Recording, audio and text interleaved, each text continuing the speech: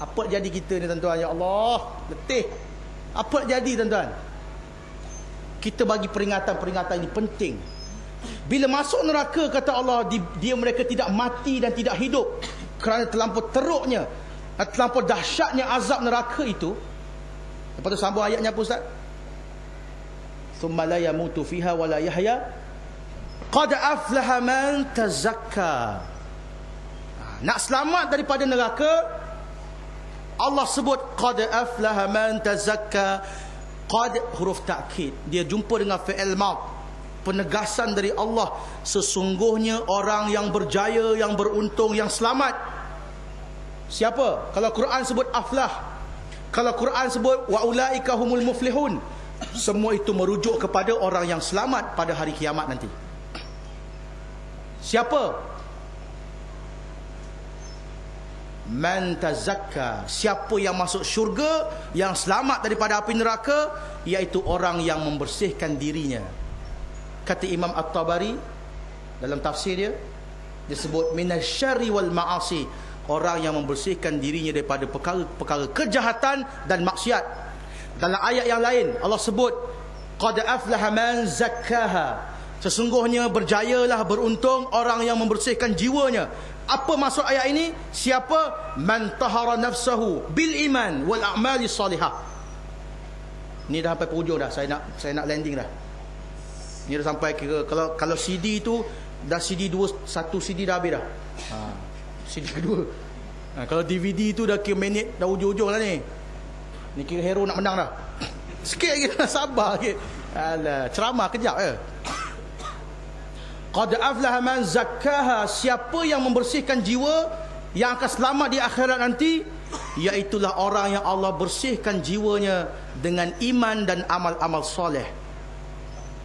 Man zakkaha, bersih. Orang yang membersihkan jiwanya, bersih. Bersih. Bersih. Adik yang baju kuning bersih. Ready? 3.0. 2.0 already pass. Now is we ready for the 3. Okay? Tuan-tuan, man zakkaha ni orang yang membersihkan dirinya dengan beriman. Kerana orang yang kufur, Allah sebut dalam Quran, innamal musyrikuna najas. Hanya saja orang yang syirik itu najis. Bukan najis diri dia, bukan tubuh dia. Kalau kita ada kawan bukan Islam, kita salam dengan dia, selamat pagi. Selamat pagi. Kita tak payah basuh tangan. Bukan najis pada tubuh dia, najis pada akidah dia. Orang yang mana Allah jadikan dia beriman, bersih jiwanya, bersih.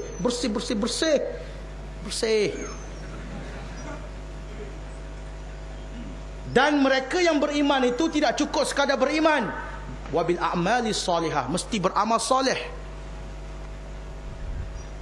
Amal soleh. Sebab itu dalam Quran, wa basyiril ladzina amanu wa amilus solihat anna lahum jannatin tajri min tahtiha al-anhar. Betul?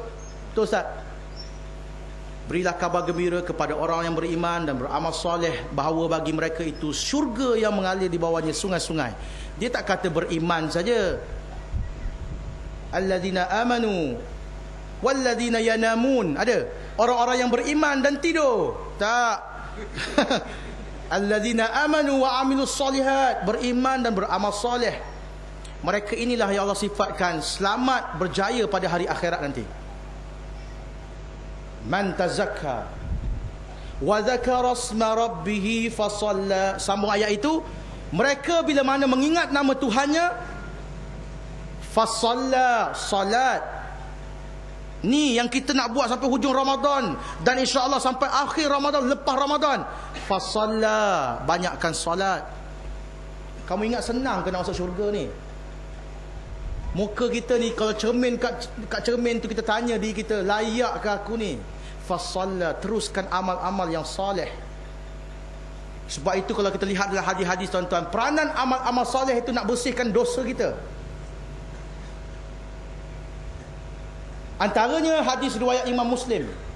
Nabi SAW tanya pada sahabat, ara'aitum law anna nahra bi babi ahadikum yaghtasilu fihi kulla yawmin 5 marrat hal yabqa min daranihi syai'? Apa pandangan kamu sekiranya salah seorang daripada kamu Di depan pintu rumahnya terdapat sebatang sungai. Dia mandi dalam sungai itu sehari 5 kali. Masihkah ada kekotoran pada tubuh dia? Nabi tanya. Sahabat pun jawab, qalu la yabqa min daranihi syai'. Sahabat jawab, kalau dah solat, kalau sudah basuh, kalau dah mandi 5 kali sehari, tidak ada tinggal kekotoran pada tubuhnya. Lalu Nabi SAW menyatakan, fadzalika masalus salawat. Itulah perumpamaan contoh solat 5 waktu. Yang mana siapa solat 5 waktu, Allah bersihkan dirinya daripada dosa-dosa. Allah bersihkan. Allah bersihkan. Bersih. Manusia ni dia tahu nampak benda zahir je. Badan dia busuk, dia mandi. Nak pergi kerja, bangun tidur busuk, mandi. Balik kerja, badan berlengar berpeluh, mandi. Kereta tergelenyek tahi lembu, basuh. Yang kena tahi lembu tayar dalam sekali. Dia hantar kedai, basuh vacuum dalam sekali. Kan? Sebab benda-benda zahir, baju kita kalau kotor, basuh. Dosa yang berkumpul pada diri dia tak basuh. Mana ada orang tuan-tuan dia mandi seminggu sekali? Ada? Tak ada, tiap-tiap hari mandi. Biasa 2 kali. Kalau malam tu ada aktiviti dia 3 kali mandi wajib. Orang yang kahwin lah. Tak ada orang mandi seminggu sekali. Tapi ada orang solat seminggu sekali. Solat Jumaat. Solat Jumaat. Fardu-fardu tinggal, dia semayang Jumaat je. Lagi saya, dia semayang raya. Raya tak boleh tinggal. Kalau tak semayang raya tu macam kafir lah jadi. Padahal solat Aidilfitri itu sunat. Raya tak tinggal, semayang Jumaat tak tinggal, yang lain tinggal semua. Tanya dia, kamu ni mazhab apa? Ahli sunnah wal jumaah. Ahli sunnah wal jamaah. Kalau ikut kelakuan kamu ni, ahli sunat wal jumaat. Itu dia. Ini. Sebab itu fungsi ibadat membersihkan dosa. Bersih dosa. Ada hadis lain Nabi sebut, as-salawatul khams wal jum'ah ila al-jum'ah wa ramadan ila ramadan mukaffiratul lima bainahun idza jtunibatil kaba'ir. Hadis ini juga diriwayatkan oleh Imam Muslim, hadis yang sahih. Solat 5 waktu Nabi kata. Dan antara solat Jumaat ke satu Jumaat seminggu wa ramadan ila ramadan, ni kita datang Ramadan ni penuhkan masjid, surau, ibadat. Fungsinya apa? Mukaffirat, penghapus dosa kamu. Tapi kenapa kau orang tak mereka manusia ni tak bersungguh-sungguh nak bersihkan dosanya, nak ambil peluang untuk Allah Ta'ala naikkan darajat, hapuskan dosa, bebaskan mereka daripada api neraka. Mengapa tak merebut? Kerana mereka tidak mendengar peringatan-peringatan seperti ini. Kerana ibadat mereka itu hanya adat kebiasaan.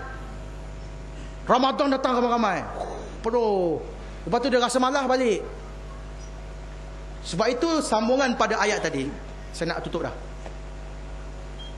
Bila Allah sebut qad aflaha man tazakka wa dzakara isma rabbih fasalla bal tu'thiruna al-hayata ad-dunya wal akhiratu khairun wa abqa. Bahkan kamu ini terlampau banyak terpengaruh dengan kehidupan dunia. Nak buat benda-benda yang kita sebut tadi bukan senang. Bal tu'thirunal hayatad dunya. Kebanyakan kamu terpengaruh dengan kehidupan dunia. Wal akhiratu khairun wa abqa. Sedangkan akhirat itu lebih baik dan lebih kekal. Inna hadza la fi suhufil ula. Semua ini telah pun disebutkan dalam lembaran kitab-kitab, lembaran wahyu yang terdahulu. Suhufi Ibrahim wa Musa. Dah pernah kami bagi tahu dalam lembaran wahyu yang kami berikan kepada Nabi Ibrahim dan Nabi Musa. Sekarang surah ini turun kepada Nabi Muhammad SAW, disampaikan pada kita, dibaca pada tiap-tiap malam Ramadan dalam solat witir. Tetapi manusia yang mendengarnya tidak memahami ayat ini. Itu tuan-tuan sebagai penutup.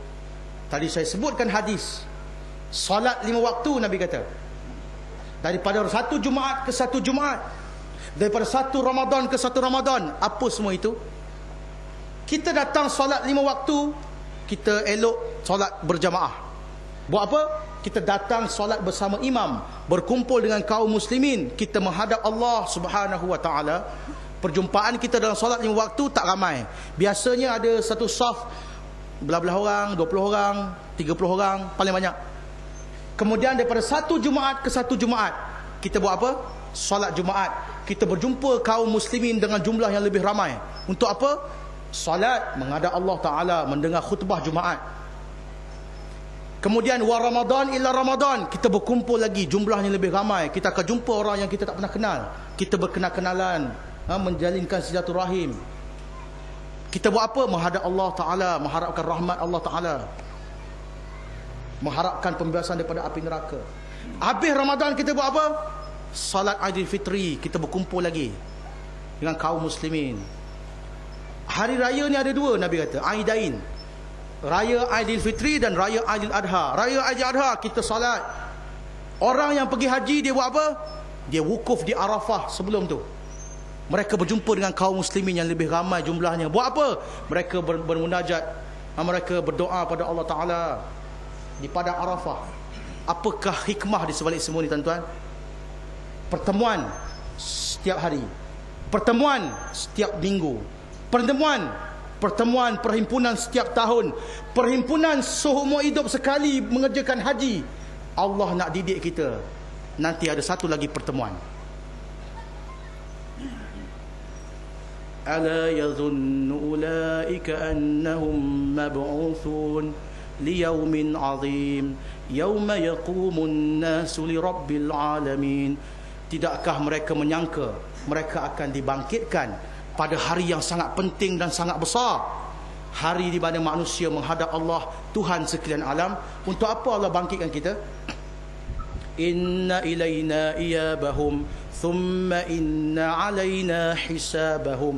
Kemudian mereka akan dikembalikan pada kami, dan ke atas kamilah untuk menghisap amalan-amalan mereka. Tuan-tuan, sebagaimana manusia, dia tidak suka datang solat berjamaah, dia tak suka datang solat Jumaat, dia tak suka dengar tazkirah, dia tak suka solat tarawih, dia tak suka buat ibadat. Allah Ta'ala menyatakan, innahum kanu la yarjuna hisaba. Mereka itu tidak menginginkan hari pertemuan, hari mereka dihisap amalan mereka.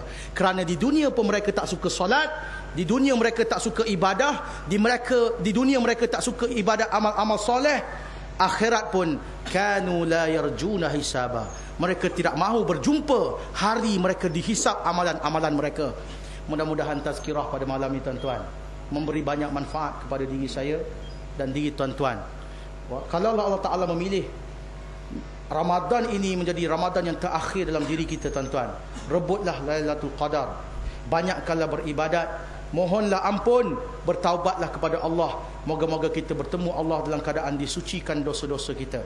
Kita sebagaimana kita lahir, sebagaimana hujung Ramadan itu kita keluar daripada Ramadan bagaikan bayi yang baru dilahirkan. Aqulu qawli hadha wa astaghfirullah li wa lakum wa lisairil muslimina wal muslimat fastaghfiruh innahu huwal ghafurur rahim.